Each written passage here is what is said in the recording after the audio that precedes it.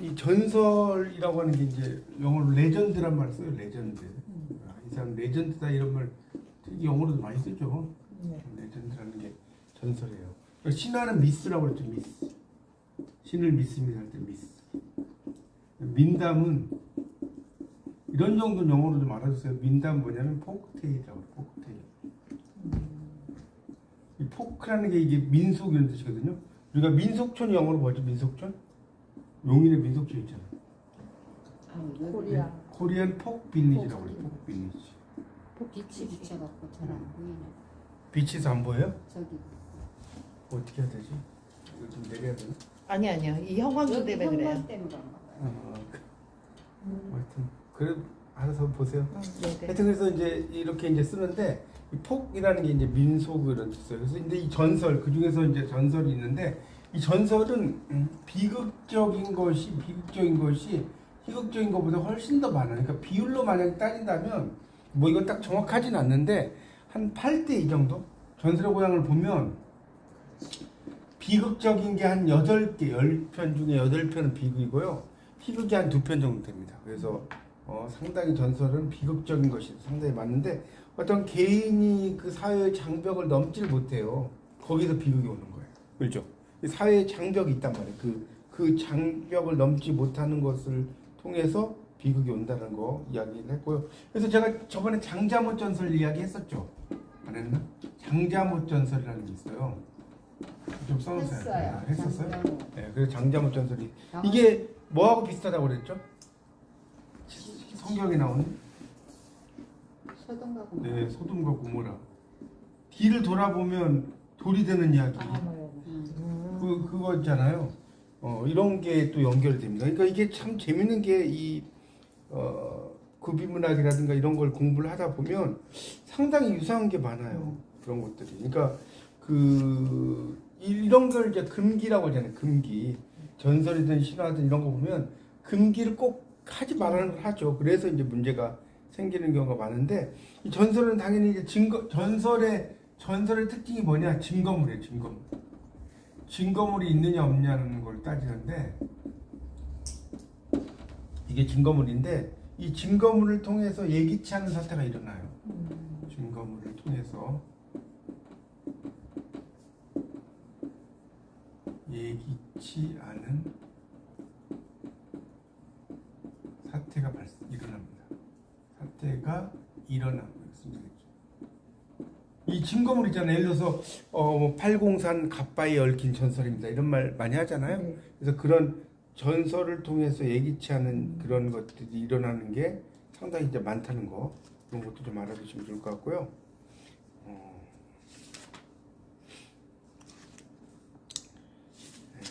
이제 또 나머지 나오는 건 좀 너무 복잡한 거니까 그냥 그 정도만 하고 이건 넘어갈게요. 근데 이제 여기서 여러분이 좀 알아두실 게 야레자설화라는 게 있어요. 혹시 여러분 야레자설화라는 말 들어봤어요? 혹시? 못 들어봤네요. 안 들어봤어요? 야레자? 네, 야레자.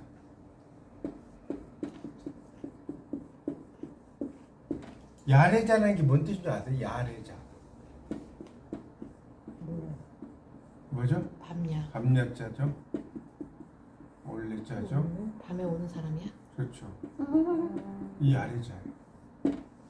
야레자가 뭐냐면 옛날 전설의 고향 같은 거 있었는데 뱀하고 결혼을 했는데 밤에만 와 밤에만. 그래가지고 이제 그 뱀의 뭐니까 바늘을 딱 찔러가지고 그런 거 있지 않았어요? 막 가는데 쫓아가 보니까 뱀 한 마리가 있고 뭐 그런 거 있잖아요. 에로스도 그러잖아요. 예, 그러니까 이게 오다. 동양과 서양이 비슷하다는 거예요. 그래서 동양과 서양이. 그래서 그런 게 이제 야레자 설화의 특징이거든요. 그러니까 이 야레자 설화를 보면 여성이 이제 임신을 하죠. 여성이 임신을 하죠. 그래서 이제 출산을 하는데 당연히 이제 출산을 하는데 문제는 뭐냐면 이 남성의 정체성이 밝혀져 있지 않아. 그렇죠? 그러니까 이 남성의 정체성이 밝혀져 있지 않다.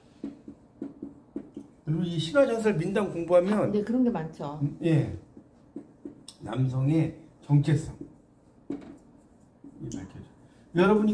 여러분은 이제 문화교양학과를 공부하시면 이 단점이 서양 쪽으로만 공부를 해. 그죠? 그렇지 않나요? 그렇죠. 동양을 뭐 많이 하진 않죠. 네네네. 동양 거의 그냥 전멸이지.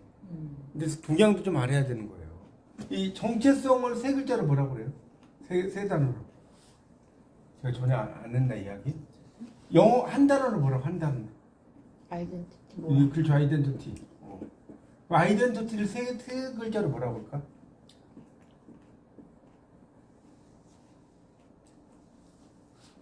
쓰면 알 것 같은데. 후에마이. 네. 이 후에마이. 나는 누구인가? 정체성이라는 게 후에마이의 문제예요. 이거 되게 유명한 말이에요. 정체성은 나는 누구인가의 문제잖아요. 그래서 이제 그 남성의 정체를 은닉하고 비하한다는 것이다. 여기 나옵니다. 그러니까 자 여기까지 다 적으셨죠? 네네. 그래서 네.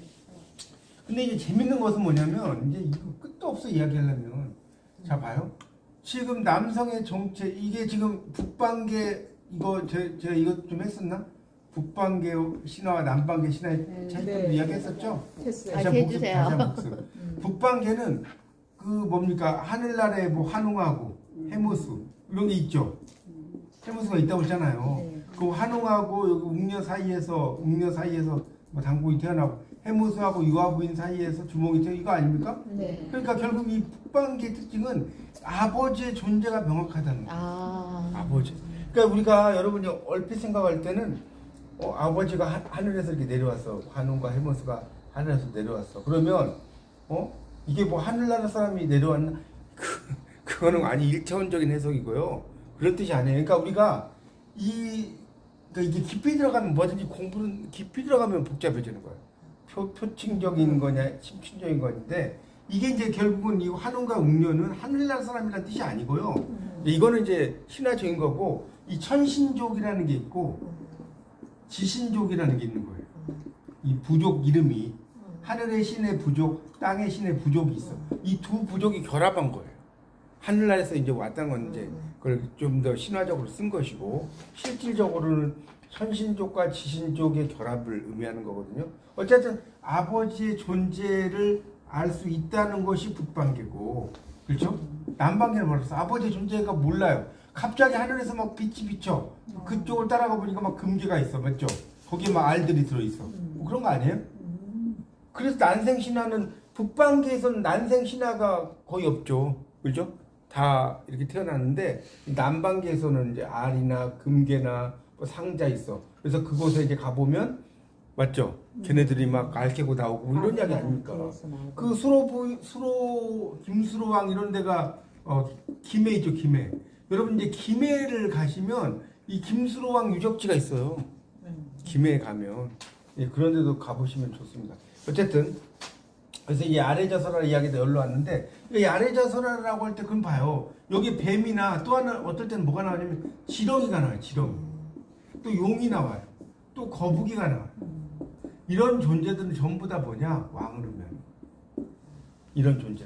거북이, 용, 뱀, 지렁이 이런 것들은 그냥 동물이 아니라 왕 또는 왕 아니면 왕족까지 포함돼요.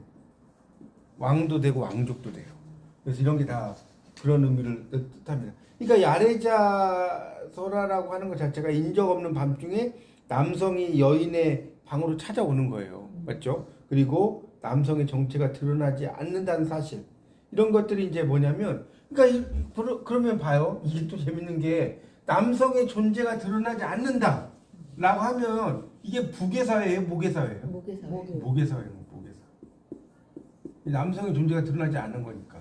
그래서 이 모계사회에서의 그런 그러니까 근데 이 모계사회에서 약간의 이제 야래자 근데 이제 중요한 거는 거기서 끝나는 게 아니라 모계사회인데 이 야래자의 정체를 밝혀내잖아요. 야래자의 정체를 밝혀서 처단한단 말이에요. 이거는 뭐냐면 그런 결국은 이 모계사회에서 부계사회로 바뀌는 그 과정을 나타내는 거예요.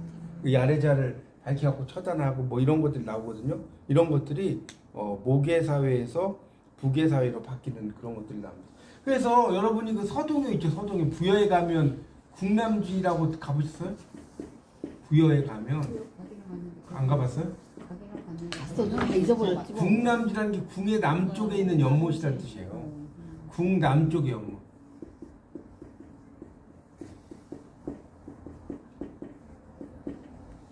그러니까 여기 지금 역사 여행 동아리는 문학적인 게 좀 가미가 안 되니까 이제 그런 걸 잘 모르실 건데 하여튼 이 국남쪽에 연못인데 거기에 가면 여기 나중에 한번 기회 되시면 가보세요. 거기 가면 뭐가 있냐면 포룡정이라는 게 있어요. 포룡정. 이것도 처음 들어봐요? 포룡정이 뭐냐면 그 서동 있죠, 서동. 서동의 엄마가 이 연못에 이렇게 가다가 그 갑자기 용이 나타나가지고 그 엄마를 껴안았다는 용이 껴안은 연못 정자다 이런 뜻이에요. 그래서 포룡정이에요. 그러니까 좀 이야기도 참 재밌죠. 용이 서동의 엄마를 껴안았더니 서동이 태어났어. 서동이 태어났어. 그게 포룡정이에요. 그 용이라는 거 아까 뭐라고 했어요? 용을 왕이나 왕족이라고 그랬죠. 그러니까 서동이가 왕족의 아들인 거예요. 왕의 아들이고 왕의 아들 왕족의 아들이 된 거. 근데 재밌는 거는 그 이야기 제가 했는지 모르겠는데 그 이 서동요를 보면 뭐가 이제 중요하냐? 뭐가 중요할까요? 자, 서동과 누구의 사랑이죠? 누구의 사랑이죠? 소동과 그 공주. 그 공주 이름 뭐예요? 네? 선화공주잖아요. 선화공주 아니에요? 아, 그래. 이게 어려워요? 아니요. 요소공주밖에 생각이 안 나네. 원효대사 요소공주. 아니 서동과 선화공주 아주 그래서 이제 그 뭡니까 사고치 향가가 나오잖아요. 선화공주 준 탐일지 가량치고 서동방을 야의 묘을 포견거여. 그러니까 선화공주님은 땀몰래 정을 통하고 서동과 정을 통하고 선화공주를 서동 서방을 마판 나이잖아요. 서동 서방을 밤에 몰래 안고 갔다. 이런 이야기인데 이런 막 소문을 퍼뜨리는데 이 서동이가 그 어떻게 퍼뜨리냐면 이 꼬맹이들한테 백제고 신라잖아요. 이 신라 땅으로 가가지고 신라의 애들 이 꼬맹이들한테 마가 고구마 비슷한 거잖아요. 마 맛있죠. 네. 마집 해가지고 얘가 마서자예요. 마 파는 아이야. 그래서 이런 걸 막 고구마를 줘. 그러니까 요즘 말로 뭐지 뇌물 공세를 하는 거예요. 하면서 노래를 네. 가르쳐. 그렇죠. 노래를 다 부르라. 그러니까 이 서동요를 얼레리 꼴레리 노래라고 하는 거예요. 얼레리 꼴레리 뭐 누구는 누구하고 이런 거 있잖아요. 예, 이게 얼레리 꼴레리 노래라고 하는 거예요. 근데 예, 그래서 여기서 이제 보면 근데 이제 더 하나 제가 이야기하고 싶은 건 사람들은 이게 백제의 서동과 여러분도 그렇게 대충은 알고 있었죠. 국문학을 안 해도 백제의 서동과 신라의 선화공주의 사랑 이야기 정도는 알고 있죠. 네. 그 정도. 근데 그게 다가 아니라는 거예요. 왜냐면 역사적으로 실제로 볼 때는 이 서동하고 선화공주가 교류한 흔적이 전혀 없어요. 역사적으로 볼 때. 도대체 뭔 소리냐? 여러분 이게 왜 서동과 선화공주의 이런 걸 알아야 한다니까 공부는. 왜 서동과 선화공주가 사랑 이야기냐면 자 백제의 불교가 신라에게 전달된 건 알아요? 네. 백제의 불교가 신라의 누구의 순교? 이차돈의 순교를 통해서 백제의 불교가 전달됐잖아요. 그 정도는 알잖아요. 내 목을 뭐 자르면 막 흰피가 나올 거다. 뭐 옛날 국사 시간에 좀 배우지 않았어요? 실제로 네. 그러지 않았겠지만 어쨌든 그런 백제의 불교가 신라에 전파되는 과정인데 이거를 그냥 우리가 이제 문학이라고 하는 것은 역사와 문학의 차이는 뭐냐면 역사는 사실 이야기하는 거고 맞죠? 문학이라는 거 하는 건 허구를 이야기하는 거거든요. 근데 그거를 그냥 백제의 불교가 신라에 전해졌다라고 해버리면 재미있어요, 재미없어요? 없죠. 재밌어요? 하여튼 딱딱하지? 그러니까 이런 것들을 서동과 이 학계에서의 이야기는 선화공주의 사랑이라는 그 사랑이라는 모티브를 통해 가지고 이제 표현했다는 거예요. 그게 아주 일상적인 이야기. 그러니까 우리가 백제와 뭐 신라의 그런 그 서동요와 이런 거는 드라마에서는 뭐요? 그 북을 찍고 그런 게 뭐였지? 그거는 그 자명고. 자명고잖아요. 낙랑공주 호동왕자 말씀하시죠. 그럼 그거구나. 그거 다르죠. 헷갈려. 난 아까 남남공주 하려고 했어. 네, 낙랑공. 그러니까 이런 게 재밌는 거예요. 그래서 그러니까 여러분이 문학적인 것들을 이렇게 특히 이제 동양학적인 것도 조금 이렇게 섞어서 공부를 하셔야 되니까 공부를 이제는 하죠. 머릿속에요. 네. 이것과 저것이 막 섞여갖고 뭔지 아니 섞이는 게 더 좋은 거지. 뭐가 뭔지 분별이 안 되네. 분별 뭐 안 돼도 돼요. 어쨌든 그래서 그런 것들이 이제 전설의 이야기라는 거예요. 전설. 그러니까 이 기회에 여러분 이제 우리가 이거 책도 하지만 신화가 뭐고 전설이 뭐고 민다인 뭔지를 확실히 알면 재밌잖아요. 그냥 너 신화 전설 뭔다 민다인 뭐야라고 이야기하면 그냥 단어만 알지 설명을 못 하잖아. 그죠? 그러니까 신화는 너무나 포괄적이니까 증거가 있긴 있는데 증거가 우주야. 맞죠? 신화는 증거가 없다라고 할 수는 없는데 너무나 넓어요. 그렇지 않나요? 예를 들어서 우리 그 뭡니까 그리스 로마 신화 같은 경우 봐봐요. 거기에 뭐 그 증거라는 게 애매하잖아요. 이해가시죠? 그 예를 제가 안 들어드려도 이제 민담을 좀 보죠. 민담. 아까 폭테일이라고 그러니까 이 백성민자에다가 이 말할 담자에 말할 담자, 민담할 때 담자 이렇게 쓰거든요. 그러니까 이 왜 이렇게 쓰냐면 불화자가 두 개잖아요. 그러니까 막 불이 타오르는 것처럼 막 서로 이야기를 하는 거예요. 그래서 이렇게 쓰는 거예요. 민담이라. 그러니까 이 민담이라는 거는 뭐냐? 보통 그러면 이 여러분 민담의 주인공은 보통 전설의 신화의 주인공은 왕이잖아요. 민담의 주인공은 좀 똑똑한 사람일까요? 똑똑한 사람이 아닐까요? 똑똑한 똑똑하지 사람이죠. 않은 민중들. 네, 그렇죠. 그래? 주인공이 민중 중에 똑똑한 사람 아닐까? 똑똑한 사람 아니에요. 민담은 중간 이하만 그냥 주인공이 나와요. 그래서 이야기. 주인공이 그러니까 보통 사람 또는 열등한 사람이에요. 이 민담은 주인공이 보통 사람 또는 열등한 사람 이런 거고요. 근데 이제 재밌는 것은 민담은 뭐 어떤 게 재밌냐면 이 우연한 계기나 써놓으세요. 행운에 의하여 어떤 상황을 주인공이 상황을 극복하는 이야기.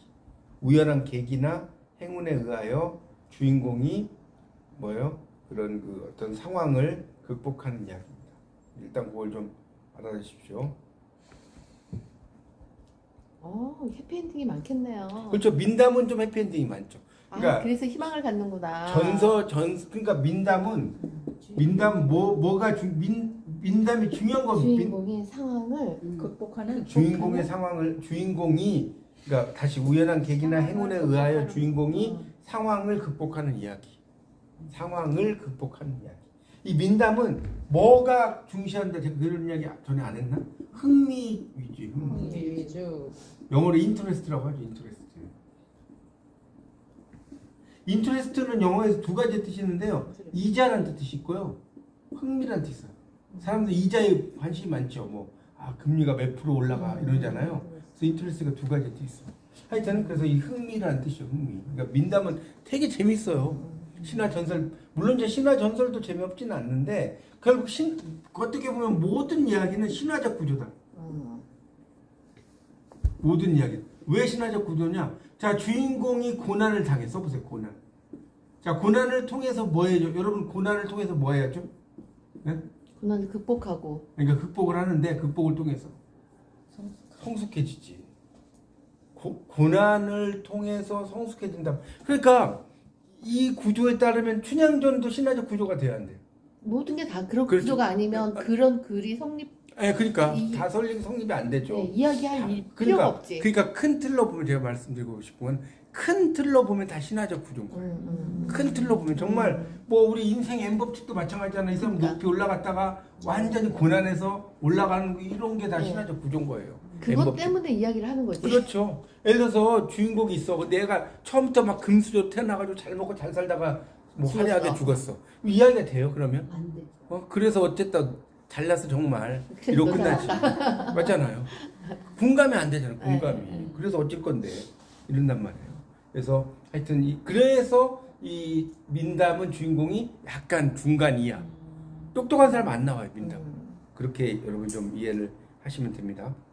희망을 희망을 주는 거죠 당연히. 그렇게 이제 볼 수가 있어요. 똑똑한 사람이 희망이 아니잖아. 그 스스로 노력해서 그렇게 되는 거니까. 그렇죠. 근데 이제 민담에서는 이제 또 재밌는 게 뭐냐면 한 4가지 정도의 이제 또 민담에서 보세요.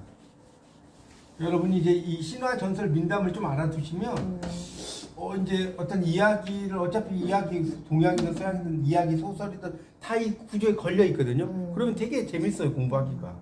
자, 이 민담은 이제 우리가 화소라고 하는데 여러분 화소 이렇게 이제 기본적인 여러분이 알아두면 좋은 거예요. 화소 이게 바탕 숫자는 알죠. 이 화소를 다른 말로 뭐라고 하면 모티프라고 그래요. 모티브라면 혹시 들어봤어요? 네. 모티브라고도 하고 모티프라고도 하거든요. 요게 이제 쉬운 말로 하면 동기예요. 동기가 뭐냐 이런 말 하죠. 네. 그거는 쉬운 말이고 우리가 이제 문학적인 용어로는 동기라고 쓰지 않고 화소는 뭐냐? 이야기의 바탕을 화소라고 그래요. 화소. 그러니까 자, 제가 이야기 했나?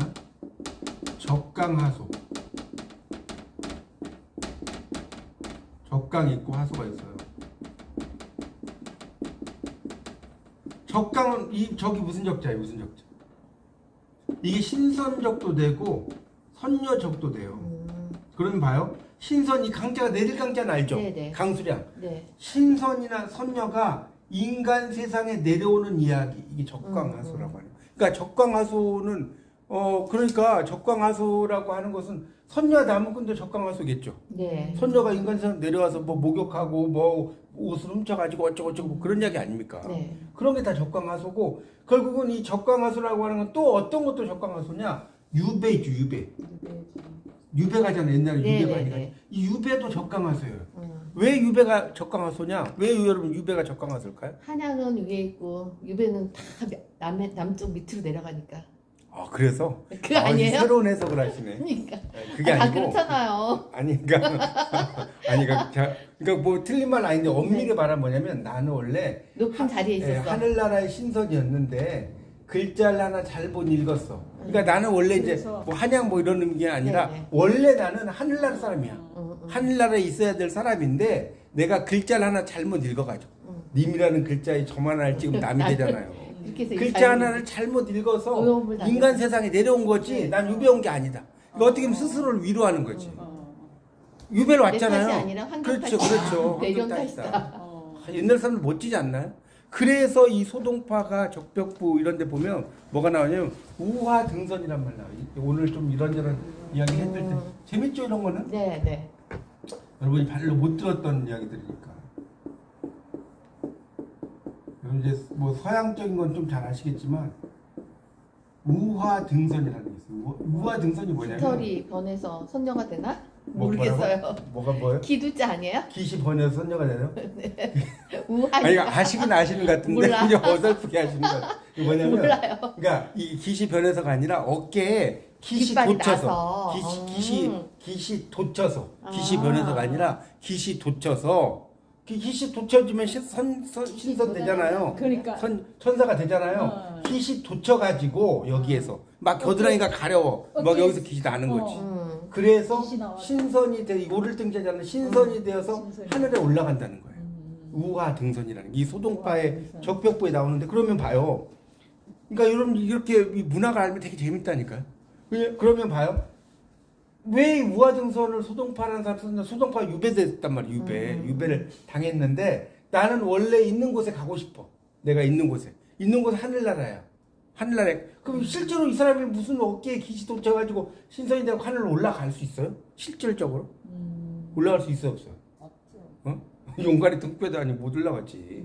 올라갈 수가 없단 말이에요. 올라갈 수 없는데 결국은 하늘로 올라가고 싶다. 그건 뭐냐면 내가 왕이 있는 곳에 실질적으로 하늘로 올라간다는 의미는 아니겠죠. 그렇지. 왕이 있는 그 도성에 가서 내가 일을 하고 싶다. 이런 의미거든요. 그거를 이제 우화 등선을 표현했는데 이상의 날개, 제가 이상에 대해서 이야기했나? 이상 날개에 보면 나중에 뭐 겨드랑이가 가렵다 뭐 이런 게 나오거든요. 네, 네. 그게 우화 등선이라고, 그러니까 이상이란 사람이 뭐 노자, 장자, 뭐 동양학을 공부를 많이 했을까 안 했을까? 네, 엄청 많이 했겠죠. 했어요. 엄청 많이 했어. 그냥 한 게 아니라 막 뭐 읽다 보면 이 사람 이거 장자에 나오는 말인데 장자에 나오는 말을 가지고 와요. 그러니까 이게 이제 모르는 사람은 잘 모르고 넘어가. 근데 좀 저희처럼 이게 노자, 장자 공부한 사람들은 거기 뭐 그 건축만 육명각제의 비밀에 쾌청의 공중에 붕유하는 제트백고를 찾아서 이런 말 나오거든요. 붕유라는 말 자체가 장자에 나오는 말이에요. 장자에 네, 나오는 맞아요. 말이에요. 이런 것들이 나옵니다. 하여튼 그래서 이런 이제 모티브에서 이야기를 했는데 이것도 알아두면 좋으니까 이야기한 겁니다. 적강 모티브 이런 것. 그러면 자 이제 화소라는 게 이야기의 바탕인데 이야기의 바탕이 있어요. 화소. 그래서 이 화소는 자 일단 네 가지가 있어요. 자, 좀 써볼게요. 공통 화소에 대해서 좀 설명드릴게요. 공통 화소가 있는데 첫 번째가 뭐냐면 물건이에요. 물건. 이 화소에 보면 물건이 나와요. 예를 들자면 뭐 그 아라비안 나이트 같은 하늘을 나는 양탄자 이런 거 있죠. 이런 거 있잖아요. 뭐 하늘을 나는 양탄자가 예를 들자면 이거 말고도 많은데 예를 드는 거예요. 두 번째는 행위자가 있어. 행위자. 행위자. 그러니까 행위자는 일종의 주인공이라고 보면 돼요. 신데렐라, 콩쥐팥쥐 이런 거. 신데렐라, 콩쥐. 근데 이게 참 재밌는 게 뭐냐면 봐요. 서양이나 동양이나 누가나 계모가 나빠. 맞죠? 네. 계모가 좋은 경우가 별로 없죠. 네. 맞잖아요. 신데렐라도 어려서 부모님 잃고 계모에게 막 구박을 받았더래 노래도 있잖아요. 네. 신데렐라도 콩쥐팥 다 이 계모가 나쁘다 이런 전통이 똑같다는 거예요. 콩쥐팥쥐하고 신데렐라하고 별 차이가 없잖아요. 물론 이제 약간은 이건 요술적인 것이 좀 이제 가미가 되긴 하지만 하여튼 그렇습니다. 그 다음에 세 번째가 뭐냐면 행위에 이건 행위자. 행위자는 쉽게 말하면 주인공이라고 생각하면 돼요. 행위자가 뭔지 모르겠다. 주인공. 그 주인공이 어떤 행위를 하니까 그걸 이제 그 주인공인데 이런 민담 용어에서는 주인공 이런 말을 안 쓰고요. 행위자를 쓰고요. 그 다음에 행위에 행위. 자, 행위는 뭐냐? 예를 들어서 이게 또 재밌는데 금기를 제시해줘요. 금기를. 근데 금기를 제시해주면 금기를 따르겠어 안 따르겠어? 안 따라지. 금기는 안 따라야지. 금기를 위반해. 이게 또 재밌는 거예요. 제가 이제 대표적인 게 뭐 장자못 전설 같은 경우에 이제 소돔과 고모라라고 하는 것도 이제 그런 거죠. 그러니까 그 기본적으로는 이제 금기가 있으면 금기를 안 따르고 위반이. 네 번째가 뭐냐면 네 번째가 하나가 마지막이 장소가 나와요. 장소. 플레이스. 장소. 그러니까 이 장소는 이제 대표적인 게 뭐 이건 뭐 용궁만 있는 건 아닌데 뭐 용궁이 나온다든가 어떤 뭐 신선이 사는 곳이 나온다든가 용궁이 나와. 그런데 이런 것들을 보면 이 공통하소가 용궁이 나온다. 그래서 용궁도 되고 뭐 어떨 땐 동굴도 되고 동굴도 될 수 있겠죠. 예를 들어서 야레자 설화에 보면 얘가 격리된 게 동굴이나 이런 데 들어가 있지 않습니까? 그래서 이 공통하소가 네 가지 물건이 나오고 그다음에 행위자가 있고 그리스 신화에 보면 비슷하죠. 신전이 많이 나오죠. 그렇죠. 신전의 맞아. 금기를 깨면서 벌을 받아. 그렇죠. 잘하시네. 확실히 서양에 강하시네. 맞죠. 그렇게 됩니다. 그러니까 여기서 공부한 것들을 그리스 로마 신화 공부한 거하고 연결시켜 보세요. 그러면 되게 재밌습니다. 이게 여러분 이제 동양적인 건 별로 안 배우니까 이 문화교양학과에서는 자 그렇게 좀 정리를 하시면 되겠습니다. 자 그리고 여기서 끝나는 게 아니라 이 민담도 여러 가지가 있어요. 민담도 여러 가지가 있는데 한 세 가지를 좀 이야기를 해드립니다. 신화 전설 민담을 여러분이 알면요 정말 공부가 재밌어져요. 민담. 자 민담은 보통 세 가지가 있는데 자 민담 세 가지가 있어요. 뭐가 있냐? 첫 번째 민담, 두 번째 민담, 세 번째 민담. 첫 번째는 동물 이야기. 그걸 뭐라고 하냐면 동물담이라고. 동물 이야기니까. 그러니까 동물이 나오겠죠? 네. 동물담이니까. 애니메이션. 두 번째는 본격담이에요. 본격담. 그러니까 본격적인 민담이라는 거 이거는 다양한 형태의 민담 이렇게 써놓으세요. 다양한 형태의 민담이 나와요. 자, 그 다음에 이거는 이제 한자로 쓸게요.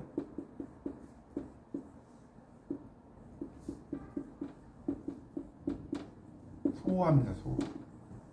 웃을 소자 이 정도는 알죠? 네. 웃기는 이야기예요. 그러니까 이거는 웃고 즐기는 이야기. 이렇게 세 가지로 나눠져요. 자, 민담은 동물담, 본격담, 소화 이렇게 나오는데 결국 이 동물담이라고 하는 것은 뭘 의미하냐? 동물에게 뭘 부여할까요? 인간의 속성을 부여하는 거예요. 맞죠? 이게 이제 동물담이에요. 동물담. 그러니까 뭐 호가 호의 뭐 이런 거 있잖아요. 여우가 호랑이의 위험을 빌린다. 호랑이가 막 여우를 잡아먹으려고 하니까 여우가 내 뒤를 따라와 봐라. 내가 얼마나 무서운 사람인지 보여줄게. 그리고 호랑이가 따라다녀 여우를. 근데 동물들이 막 다 도망가. 동물들이 여우를 보고 도망가는 거예요. 호랑이 보고 도망가는 거잖아요. 근데 호랑이는 얘가 진짜 무서운 애인가 보다. 그리고 안 잡아먹어. 예를 들자면 그런 게 뭐냐면 동물담이에요. 그러니까 결국은 사람 가지고 사기를 잘 치는 거죠. 이 여우 같은 그런 사람이 있잖아요. 하여튼 그런 걸 이야기하는 겁니다. 하여튼 그래서 그런 거 그러니까 동물에게 어떤 행동을 부여하는 거고요. 이제 민담은 결국은 이제 현실담과 공상담으로 또 나눠져요. 그러니까 민담의 대부분은 본격담인데 이 본격담은 다시 두 개로 나눠지는데 현실담 써보세요. 그다음에 공상담을 나눠요. 공상담이 나눠지는데 현실담은 뭐냐? 지혜나 기지 여러분 위트란 말 들어봤죠? 네. 지혜나 기지를 발휘해 주인공. 현실담. 지혜나 기지 이걸 발휘하고 공상담은 뭐냐면 초현실적인 세계에 초자연적인 인물이 나오는 이야기. 뭐 그런 게 나오거든요. 초현실적 세계에 초자연적인 인물이 나오는 그런 이야기도 공상담이 이제 나옵니다. 뭐 그런 걸 이제 이해를 좀 하면 됩니다. 그러니까 이런 걸 보면 바보들의 이야기 같은 것도 이제 막 있고 되게 많아요. 떡부와 사신 이야기 있거든요. 떡부가 있고 사신이 있어요. 떡부는 좀 어리석은 애겠죠. 네. 중국에 사신이 왔어. 근데 이제 막 손으로 막 이야기를 하는 거예요. 예를 들어서 이 중국 사람들이 뭐죠? 그 삼을 이렇게 손가락을 세 개 이렇게 딱 표시를 해. 그러니까 이 사신이 떡부가 뭐라 그래요? 손가락을 이렇게 5개를 해. 무언으로. 이게 뭔 소리인지 아시겠어요? 사신이 이 떡부한테 떠갔을 때 이 사신은 삼강을 아느냐 딱 이야기한 거예요. 삼강 우륜을. 그러니까 이 떡부는 우륜도 안다. 우륜도 안다. 근데 이 사신이 삼을 이야기하니까 이 떡부가 볼 때는 우륜을 이야기한 게 아니라 너 떡 3개 먹었느냐? 난 5개 먹었다. 난 5개 먹었다. 예를 들자면. 그러니까 얘는 아무 말 없이 이런 게 진짜 나온다니까. 이게 제가 지어낸 게 아니고. 얘는 아무 말 없이 이야기했는데 옛 사람들이 볼 때 놀래 안 놀래요? 놀래죠. 삼강을 아느냐 한다. 오륜도 한다. 이렇게 이야기하는 거예요. 그 다음에 이게 동그라미를 이 사신들이 동그라미를 표시해. 이 떡보는 사신이 떡보는 4개 네모를 표시해. 그러니까 이게 뭔 소리냐면 이 중국 사람은 하늘은 둥글다 이렇게 이야기한 거예요. 땅은 이해가죠? 네모다. 그러니까 이거 땅은 네모난다. 맞죠? 땅은 네모난다. 그러니까 이 떡보는 이렇게 하니까 떡이 동그랗냐? 떡이 동그랗냐? 아니 떡은 네모난다. 예를 들어서 뭐 이런 식으로 이야기를 하는 거예요. 재밌지 않습니까? 그러니까 그런 걸 보고 놀래서 이제 가버렸다는 거예요. 뭐 그런 그러니까 이 떡보와 사신 이야기가 이런 소화에 들어가는 거예요. 무슨 말 알겠죠? 네네. 소화에 들어가는 거예요. 되게 재밌습니다. 민담을 공부해보면. 아, 이게 소화구나. 그러니까 이것도 이제 깊이 들어가면 뭐든지 복잡해지는데 그런 것들이 나오고요.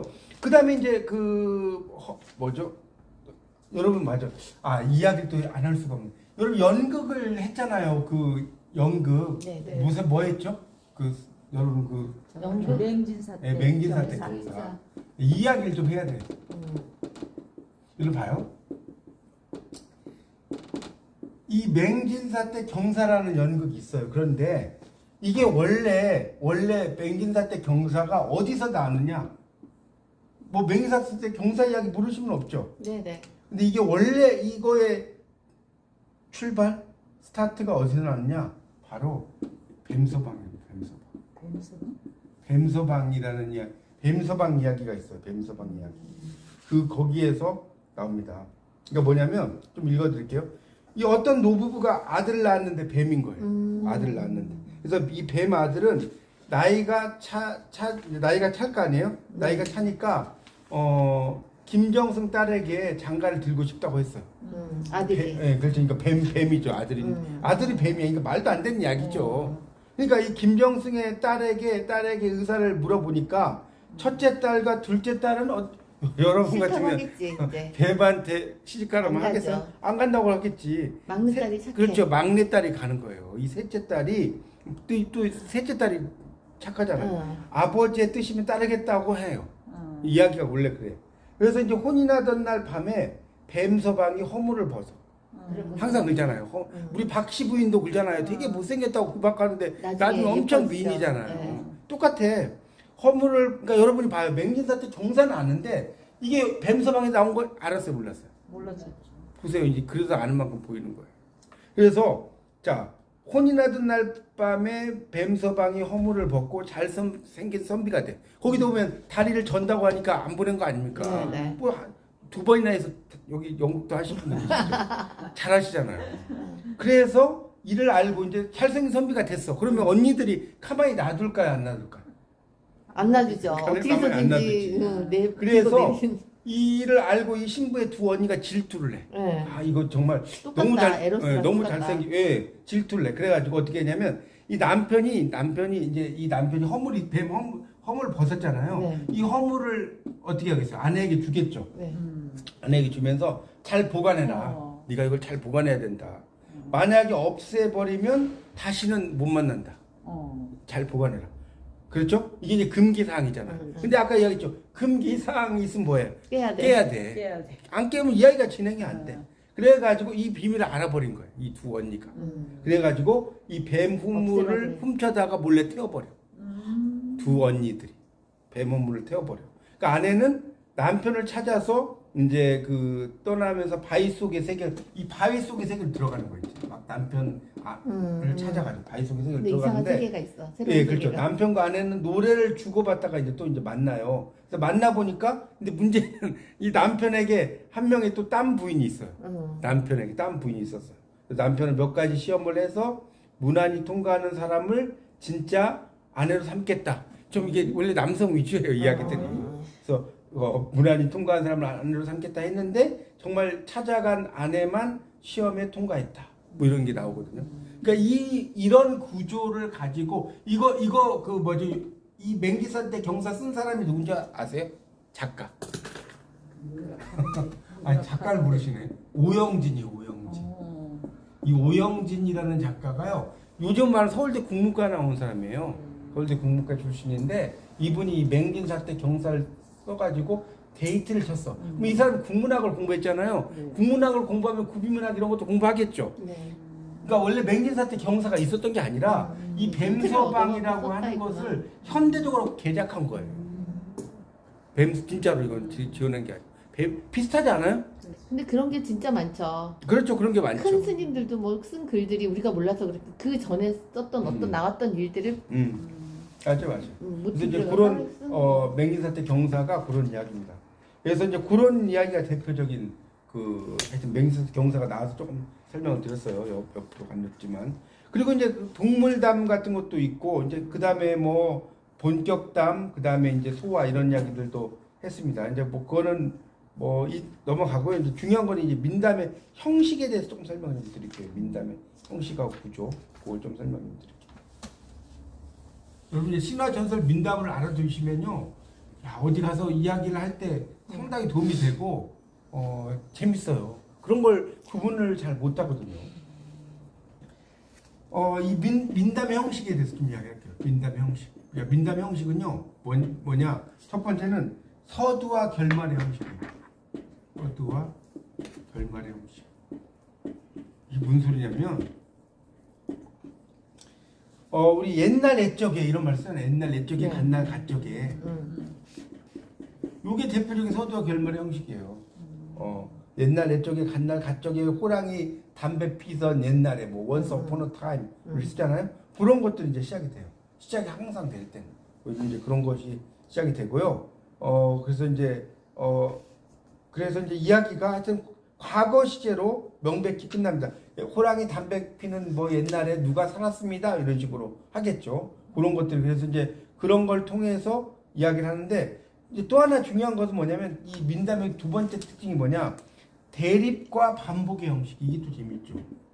대립과 반복의 형식.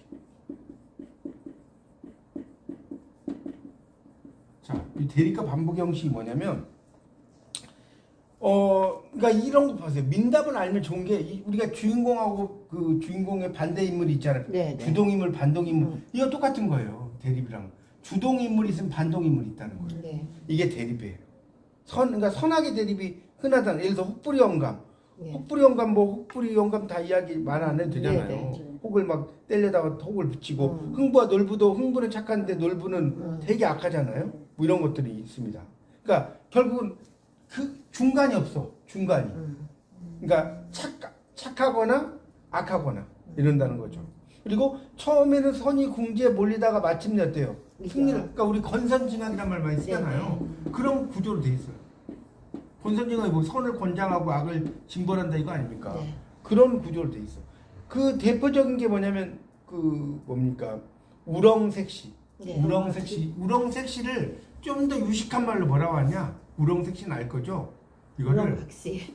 우렁각시. 나중 미부설하라고. 소라 가운데 아름다운 부인이 있다. 나중 미부소라. 한자를 쓰면 복잡하니까 그냥 우리말 써놓고 한자 나중에 찾아보세요. 나중 미부소라 같은 것이 대표적인 우렁생신 이야기인데 그 양반인 현감이 미녀를 그 뭡니까 뭐 겁탈하자 미녀가 자살해서 청조가 되고 참빗이 되어서 현감을 괴롭히고 살아서 다하지 못한 싸움을 죽어서 뭐 계속 갚는 뭐 처절한 싸움 뭐 이런 것들도 나와요. 그러니까 이런 그 어떤 대립 같은 것도 이제 나오고요. 그다음에 선악의 정지 그 이런 것들이 지하국 대적 태치소라 뭐 이런 것들도 있고요. 미추의 대립 이런 것들이 되게 많아요. 그러니까 여러분 이제 그런 게 지하국 대적 태치소라가 어려우면 홍지팥진 알 거 아니에요. 그죠? 네. 장화홍련 네. 이런 거 생각하면 돼요. 장화홍련 이런 그 구조라고 하는 것으로 돼 있다는 거예요. 예를 들어 선악의 구조로 돼 있고요. 반복이라고 하는 것들도 이제 상당히 많이 나온다는 거예요. 반복 같은 것들도 예를 들어서 여러분 잘 아시는 해와 달이 된 오누이 여기 보면 할멈 떡 한 개 주면 안 잡아먹지. 몇개 넘을 동안. 예, 그렇죠. 호랑이 그렇죠. 몇 개 넘을 동안 하잖아요. 이게 반복이에요. 떡 하나 주면 안 잡아먹지. 이런 것들이 계속 반복된다는 겁니다. 뭐 그런 것들도 이해하시면 돼요. 하여튼 이제 반복이 되고 근데 또 재밌는 것은 이 반복이 또 재밌는 게 있어요. 뭐가 재밌냐? 세 가지. 반복 세 가지가 나와. 우리나라가 되게 재밌는 게 뭔지 아세요? 우리나라에서 3세 번. 뭐라고? 3세 번. 네, 3세번. 그러니까 3세판. 뭐예요? 3세판. 그렇죠? 또 뭐죠? 진선미, 삼신할미, 삼신할멈. 맞잖아요. 할멈. 그렇죠? 그다음에 뭐 금은동. 금은동이 금메달, 은메달, 동메달 끝나잖아요. 이런 식으로 3이 들어가는 게 되게 많습니다. 실제로. 그러니까 이런 3이 들어가는 것 자체가 민담의 어떤 기본에서 나온 거예요. 삼신할 3자가 되게 많다니까 찾아보면 제가 뭐 다 안 하더라도 이제 그런 것들이 민담의 어떤 원칙인데 어쨌든 세 가지 소원, 뭐 세 가지 시련, 세 가지 과업, 뭐 세 가지 보물. 형제도 항상 몇 형제예요? 3형제. 5형제는 안 나와. 뭐 주말 들어가면 독수리 5형제 나오는데 여기는 3형제가 나와요. 3형제. 그런 것들 나옵니다. 근데 이제 그 중에서 또 재밌는 것은 누가 가장 똑똑해? 막내가 가장 똑똑해. 맞죠? 여기 지금 아까 뱀서방에서도 셋째 딸이 혼인을 했잖아요. 맞죠? 항상 막내가 좀 뛰어난 그 인물로 등장을 한다는 거. 그런 거 알아서. 그래서 이제 민담의 3법칙이라고 해서 3번 반복되고 뭐 삼형제고 뭐 아까 이야기했죠. 삼신알미, 삼세판 이런 것들이 민담 3의 법칙이라고도 이야기합니다. 3이라는 것이 계속 나오는 법칙이다. 자, 그런 것들도 좀 여러분이 알아두시면 좋습니다. 민담은 그 3의 법칙이 있어요. 그런 것도 알아두시고요. 그 다음에 이제 민담은 또 중요한 게 뭐냐면, 이런 누적의 형식과 연쇄적 형식이 있어요. 누적은 뭔지 알겠죠? 쌓아가는 거겠죠? 누적의 형식. 또 하나는 연쇄. 이거 비슷한 이야기예요. 연쇄. 그래서 이 누적과 연쇄가 여러분 이제 두 가지가 헷갈려. 누적과 연쇄 여러분 구분할 수 있겠어요? 누적과 연쇄가 뭐냐라고 물어본다면 대답하기가 만만치 않죠. 누적이란 건 아마 이럴 것 같은 생각이 들어요. 어떤 사건의 크기가 점점 커진다거나 복잡해진다거나 더 어려워진다거나 그걸 누적이라고 하는 것 같고 연쇄라는 것은 비슷한 사건들이 계속 연달아 일어나는 것 아닐까 생각해요. 상상. 아니 그건 이제 1차적인 의미는 맞습니다. 맞는데 조금 더 부연 설명하자면 이 누적은 이제 쌓여가는데 이게 이제 그것보다 더 중요한 게 뭐냐면 이 누적은 이렇게 써놓으세요. 중간에 어느 사건을 빼면 이야기가 성립되지 않아요. 이게 누적의 형식이에요. 중간에 어느 사건을 빼면 그러니까 여러분 예를 들어 저는 이제 이렇게 비유하고 싶어요. 옛날 별로 수학 좋아하는 분 없었죠. 수학을 하면 이거 예를 들어 집합을 잘 몰라. 그럼 뭐 부등식이 안 되고 뭐 방정식을 잘 몰라. 그만 어느 사건을 빼면 이야기가 성립이 안 된다고. 그게 성립이 안 돼. 네, 누적적 형식이다. 그러니까 여러분 수학 공부 해보면 알잖아요. 앞부분을 잘 모르면 뒤에가 돼야 안 돼. 안 되죠. 제가 그래서 짜증나서 수학을 잘 못했어. 그래서 제가 숙포자예요. 난 영어 하여튼 중간에 어떤 사건을 빼면 이야기가 숙포자라도 뭐 살아가는데 지장 없더라고. 네, 없어요. 하여튼 영어 잘하면 돼. 중간에 어떤 사건을 빼면 이야기가 성립이 안 돼. 이게 되게 중요한 거예요. 근데 그러면 자 이제 답 나왔죠. 연쇄적 형식은 뭐겠어요? 중간에 이야기 빠져도 그렇죠. 이야기 성립에 어느 관계가 사건을 빼도 이야기가 전개돼. 이 되게 중요합니다. 이거 문학에서 그게 차이점이에요. 누적과 연쇄의 차이점. 자, 중간에 그 사건을 빼면 이야기가 성립이 안 되는 거. 그러니까 뭐 예를 들어서 이런 거예요. 뭐랄까요? 게으른 아들이 아버지에게 쫓겨났는데 어떤 새끼가 있는 동이하고 바꿔. 그리고 뭐 깨진 동이를 또 안 깨진 동이와 바꿔. 안 깨진 동이를 죽은 말과 바꾸고 또 죽은 말을 산 말과 바꿔. 산 말을 또 죽은 색시와 바꿔. 죽은 색시를 산 색시와 바꿔. 이런 이야기가 있어. 그럼 중간에 있는 걸 빼버리면 돼, 안 돼요? 안 돼요. 안 되겠죠. 네. 이런 게 누적 이어지니까. 형식. 이해가요? 네. 예를 들자면 누적 형식이고 이 연쇄적 형식이라고 하는 것은 연쇄적 형식은 뭐냐면 그 심보 사나운 호랑이 할머니인데 호랑이 할머니를 잡아먹으러 와요. 근데 바늘이 눈을 찌르고 개가 물고 절구통이 때리고 멍석이 말아버리고 지게가 뭐 강물에 버려 뭐 이렇게 나오잖아요. 그럼 중간에 한두 개 빼도 돼야 안 돼요? 돼요. 되잖아요. 좀 아시겠어요? 그거를 우리가 연쇄적 형식이라고. 그러니까 이게 이제 실제로 국문학을 공부하는 사람도 이걸 어설프게 공부하면 몰라요. 진짜로. 누적 형식과 연쇄적 형식에 대해서 이야기해봐라고 하면 대답을 못해. 그러니까 여러분에게 만약 누가 물어보시면 그렇게 대답을 할 줄 아셔야 됩니다. 자, 그 다음에 민담의 또 하나의 특징이 뭐냐면 회기적 형식이 이게 또 재밌어요. 회기가 뭔지 알죠? 돌아간다. 다시 돌아와.